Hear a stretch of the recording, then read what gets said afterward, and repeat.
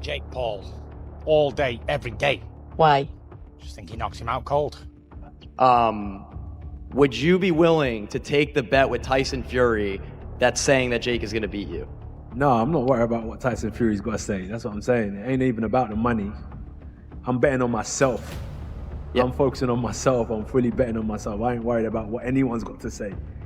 So when I'm bouncing around the ring, jabbing, weaving, and doing all of these things, I know I can pick them apart and score points and make this a very, very big contest. According to official reports, Tyson Fury absolutely stunned the room when he abruptly crashed the Anthony Joshua versus Jake Paul press conference, instantly altering the entire mood. With every camera focused on him, Fury issued a blunt warning to Joshua, stressing that Jake Paul is vastly more lethal than the public believes. He went so far as to assert that Paul possesses the necessary punching power, dedication, and ironclad confidence to execute a massive, shocking upset. Fury even declared he would wager £1 million on Jake Paul to defeat Joshua, a statement that sent immediate shockwaves through the fan base and expert analysts alike. Talk about possibly Joshua using Jake Paul as a tune-up to fight you. What are your thoughts on that? I don't know about tune-up. I think Jake Paul knocks him out. Seriously? Yeah. Why so? What impresses you about Jake Paul? I just think Jake Paul would knock AJ out. I think AJ's a spent force, and I think Jake Paul's on the rise. And I like his new heavyweight look. Bit chubby, bit bulky. I like how Jake Paul calls out the full spectrum from Anthony Joshua instantly hit back at Tyson Fury's audacious $1 million bet on Jake Paul managing to knock him out. Joshua stressed that he remains completely unfazed by any peripheral wagers or external distractions, asserting that his sole focus is mastering his own performance and successfully finishing the job inside the ring. He casually dismissed the dramatic wager as entirely meaningless, stating plainly that he would rather trust his own abilities than engage in gambling or get entangled in the surrounding hype. Joshua made it crystal clear. He is focused on his preparations, collecting his enormous paycheck, and moving forward with zero interest in betting games or external forecasts. Would you be willing to take the bet with Tyson Fury that's saying that Jake is going to beat you? No, I'm not worried about what Tyson Fury's got to say. That's what I'm saying. It ain't even about the money. I'm betting on myself. Yep. I'm focusing on myself. I'm fully betting on myself. I ain't worried about what anyone's got to say. He did say he's going to put £1 million on it. Would you be willing to take that bet with Tyson Fury? Respectfully, I'm not worried about what Tyson Fury's got to say, or I'm not here for any of that betting and nonsense. I'm here to fight, and that's all it is. Once I get the job done, I'm gonna collect my check, cash it, and I'm gonna focus on the next one. My bet is on me doing the number. Jake Paul is supremely confident that he can dismantle Joshua, having loudly declared that Anthony Joshua tends to struggle when facing smaller fighters, a weakness he sees as a huge advantage for himself in their upcoming bout. Experts, including the podcast commentator named Henry, have meticulously analyzed Joshua's history against smaller opponents, identifying distinct patterns in his performance. While Paul emphasizes this alleged vulnerability, the deeper analysis reveals that Joshua's superior technical ability, devastating power, and substantial reach typically nullify any size differences. This discussion reflects the classic debate in boxing about how physical gaps truly impact the final result. However, Joshua's vast experience and elite preparation make him a formidable, nearly insurmountable challenge, irrespective of Paul's optimistic statements. I'll tell you what, Anthony Joshua definitely doesn't struggle, and that's against guys who are of a similar stature to him. When he won his first world title against Charles Martin, he was a taller heavyweight, not taller than AJ necessarily, but a heavyweight of taller stature, and he got that one with a very simple knockout. It was one of the easiest fights of Anthony Joshua's career. He had a war against Vladimir Klitschko, but again, he was highly competitive and eventually managed to get Klitschko out of there. In the Kubrat Pulev fight, while it was a mixed performance, he did end up producing one of his best knockouts. Similarly against Robert Helenius, whilst AJ probably didn't put in one of his best performances again, it ended in another dramatic knockout. He was punch perfect against Otto Wallin, in my opinion, and he had that absolutely devastating knockout win against Francis Ngannou, who, of course, an absolutely enormous man with a fantastic chin, or so it seemed until Anthony Joshua got his hands on him. Even earlier on in his career against the likes of White, Brazil, and Molina, these were all taller heavyweights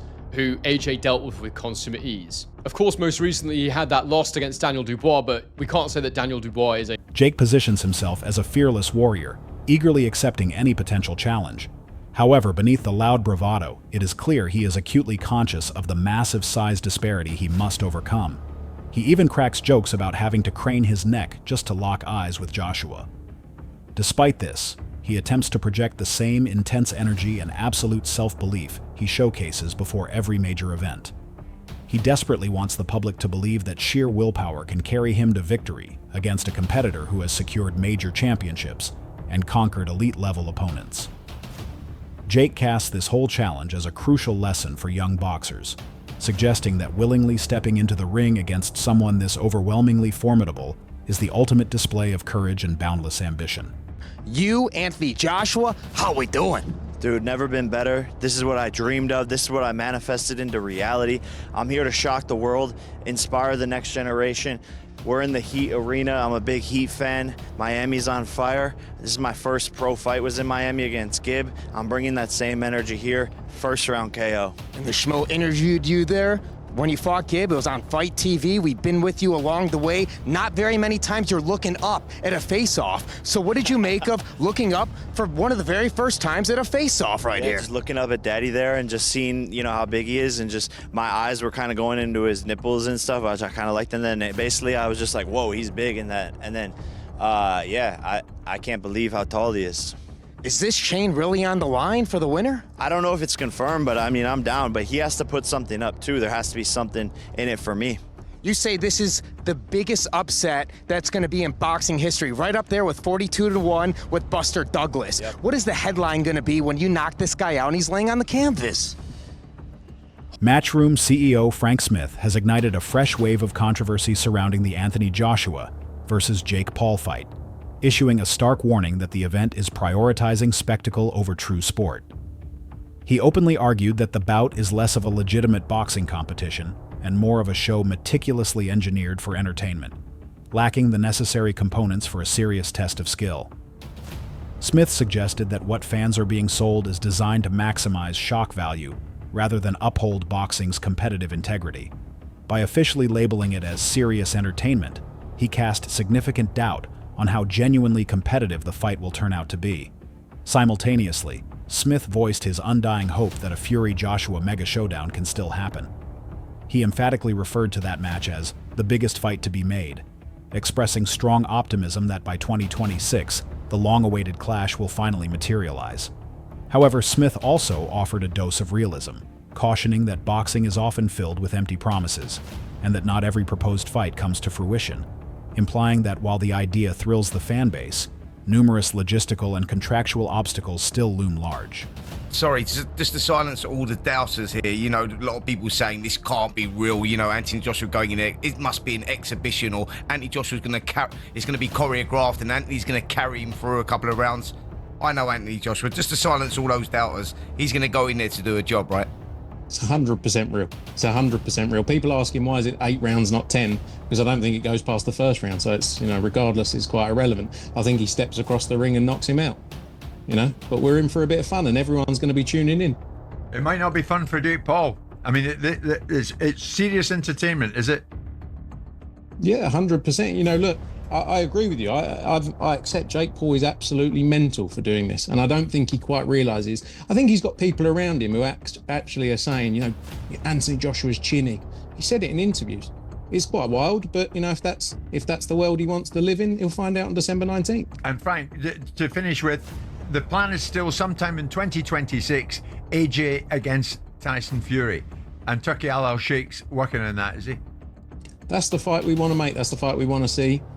Look, we're all guilty of doing a lot of talking over the years and that not happening. So I don't want to talk too much, but that is definitely what we want to see in 2026. Joe Rogan views this matchup as profoundly risky, labeling it one of the most ludicrous fight proposals he has encountered lately. He firmly asserts that Joshua's sheer size, devastating power, and deep experience establish him as a legitimately terrifying threat to Paul.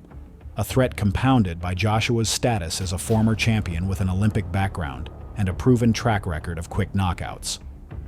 Rogan is skeptical that any unique contractual agreements will diminish Joshua's inherent danger, stating that such measures won't neutralize his power or skill. Rogan directly advised that Jake Paul needs to consider what Anthony Joshua did to Francis Ngannou, highlighting Joshua's definitive knockout of Ngannou as undeniable proof of his danger. Rogan concludes that Ngannou's defeat serves as a severe warning beacon for Paul. Stepping into the ring with Joshua is not merely a challenge, it could culminate in disaster. Anthony Joshua. Boy. Well, realistically, it's one of the craziest propositions of all time. You take a guy who just had a boxing match that looks like a sparring match with a 58-year-old Mike Tyson, and then you're going to fight one of the absolute scariest knockout artists in the heavyweight division. Maybe we should watch the Francis Ngannou fight so you could see. Let's watch that real quick, just so you can see what Anthony Joshua is capable if he's fighting someone that's not in his league. Okay, look, Usyk beat him, and he beat him twice, and Andy Ruiz caught him in the first fight and dropped him and stopped him. It was spectacular. Andy Ruiz is super fucking talented. Usyk is perhaps the greatest heavyweight boxer of all time. Maybe one of the greatest of all time in any weight class. Usyk, and Usyk beat him, and he beat him twice. But Francis Ngannou is coming off of this fight with, go a little bit before that so we can see this happen. Watch this. Highlights. We can't watch the whole fight. So he drops him with a right hand early, and this is 2 minutes into the first round. And Francis gets up, he survives, and then Joshua, check out this combination he hits him with. I mean, dude, the speed that he hits him with this, he's so dangerous, man. It's like you're dealing with a guy who's an Olympic gold medalist, and he's enormous, and he's got vicious knockout power, and he's got immense amount of experience at world-class levels. Just think about what we said earlier. Fought Usyk twice, fought Andy Ruiz. Brendan Schaub and Brian Callen recently expressed profound skepticism regarding Jake Paul's mental approach leading up to the Anthony Joshua fight. They contend that Paul's highly casual bravado and overly bold challenges may, in fact, mask a genuine failure to grasp just how truly dangerous Joshua is. According to their analysis, Paul is running the risk of catastrophically underestimating the threat. His relative lack of professional experience combined with the sheer vertical leap in competition could potentially lead to disaster. While some observers applaud Paul's courage, Schaub and Callen firmly believe this fight mandates respect, rigorous discipline, and a realistic evaluation of the dangers, qualities they fear Paul is dangerously ignoring. Despite these warnings, several other analysts have contrarily suggested that Jake Paul might actually possess a legitimate chance of securing a knockout victory over Anthony Joshua. Sparring, getting hit, that you just know. You're talking about Olympic gold medalist. I don't think people understand how good Anthony Joshua is. They see him against Usyk, or they see him against Ruiz, and they're like, oh, he lost. And they think somehow that because he's nice, that he's not an absolute killer. I don't think everyone life. knows that, B. A lot of people are like, You're hanging out with the wrong people then. I mean, 6'6", 245. Let me just say this. It's a different ecosystem. Look, Jake's a thick kid. 227 is a lot. It's heavy. He's big. He's athletic. But this is different. You're not Usyk. You ain't Usyk. Jesus. You're talking about a very different athlete. Do you want me to go down? Please. With all your rambling here? Please. Dude, first of all, before I go in on the cojones on Jake Paul, you have got to... That's what I said. Whatever the fuck your criticism of the guy is, whatever... The cojones, the huevos on this fucking kid... I agree. ...to step in there with fucking Anthony Joshua is insane. He deserves all the money.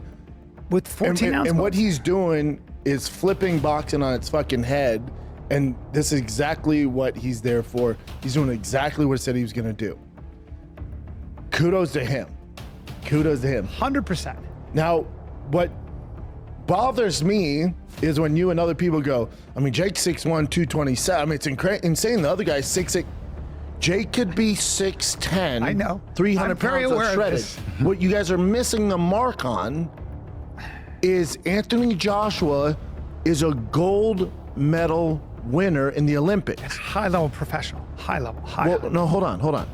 World champion. So I don't like it when we're talking like, dude, you know, he's It's so not much, a physical so much thing, bigger. it's a skill thing. So I'll say this, and I'm not saying I'm not saying it's a fake fight, it's rigged, especially because you got Eddie Hearn involved, and they're using 10-ounce gloves, 10-ounce which is a gloves. big deal, and it's 8 3-minute rounds. 10-ounce gloves. It's terrifying.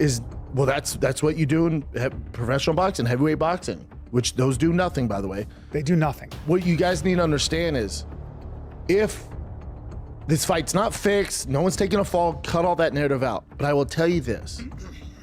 If Anthony Joshua decides to take this as serious as One prominent voice challenging the consensus is former world champion and respected trainer Buddy McGirt, who considers the fight surprisingly close given Paul's genuine progress in the heavyweight division.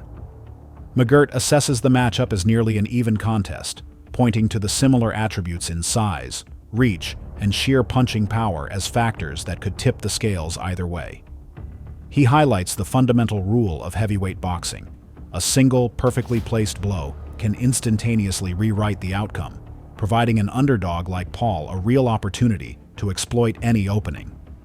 While the majority still regard Joshua as the definitive favorite due to his experience and champion status, McGirt and other experts underscore that Paul's unwavering dedication, recent physical transformation, and total fearlessness in the ring create a scenario where a knockout, while dramatic, remains firmly within the scope of possibility. Jake Paul is going to win this fight by knockout. You would think I'm absolutely crazy, right? But the thing is, it can happen. 10-ounce gloves, heavyweight, Jake Paul can punch hard. But do I think that's going to happen? Absolutely not, mate. Anthony Joshua is an absolute beast, an unbelievable, highly skilled, highly trained, highly experienced professional boxer with power in both hands, and he's really good at finishing people off. And even though I really take my hat off for Jake Paul for taking this fight, I didn't really want to take it because of what's going to happen in the result of this fight, and I want to keep on this Jake Paul train. I think he's doing great, and I love his ambition. I love that he's trying to become a world champion and following his dreams and believing in himself. But at a certain point, you bite off more than you can chew. And this right here,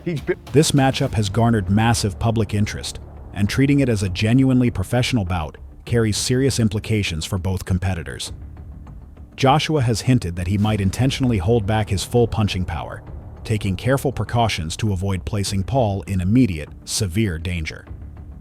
This measured, cautious strategy showcases Joshua's deep awareness of safety standards, while still upholding the competitive integrity of professional boxing. He is striving to balance intense competition with ethical responsibility, demonstrating respect for both his opponent and the sport itself. By carefully managing his output and timing, Joshua ensures the fight remains structured and legitimate rather than reckless, yet still delivers a serious contest for the fans.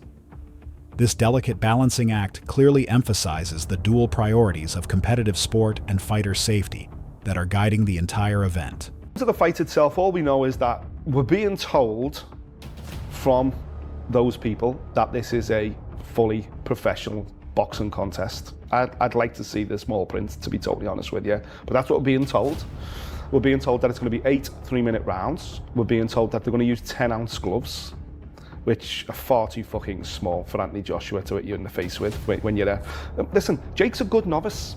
Jake's a good novice. Oh, yeah. And if he wanted to have a legitimate career in boxing, then he would climb the domestic rankings in America, and he might even make top 50.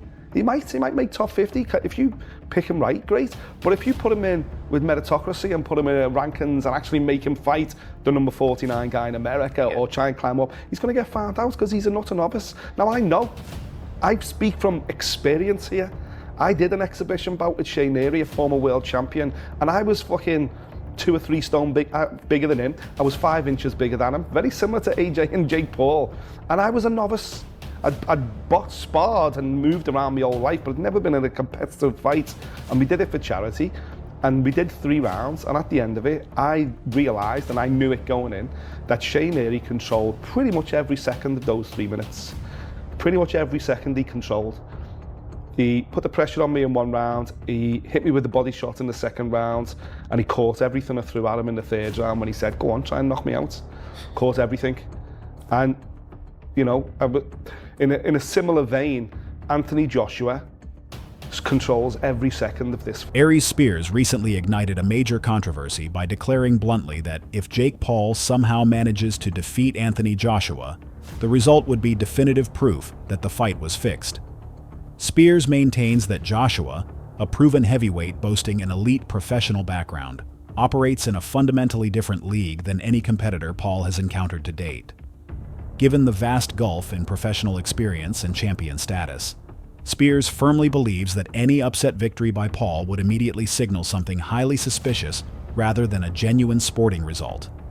His bold claim only intensifies the ongoing debate over whether these celebrity-style boxing matches can ever truly possess the competitive integrity found in legitimate heavyweight contests. I was supposed to fight Gervonta. Now he's fighting, what's his name? Anthony Joshua. Andrew Joshua, yeah. Anthony Joshua. He gonna get mopped. According to betonline.ag, Anthony Joshua has minus 2,000 odds. That means you'd have to bet $2,000 to win $100. If you think that Jake's gonna, what's his name? Yeah, if you bet on Anthony Joshua to win, yes, you'd have to bet 2,000 to get back 100. Yeah. Now, if you put your money on Jake Paul, he's plus 800. That means that if you bet $100 on him and he wins, you get 800 back. Let me tell you something. If Anthony Joshua loses this, the fight. So, we turn the question over to you. Do you genuinely believe Jake Paul can shock the world by pulling off a massive upset against Anthony Joshua? Or is the sheer disparity in size and elite experience simply insurmountable? We want to hear your analysis. Share your predictions and insights in the comments section below.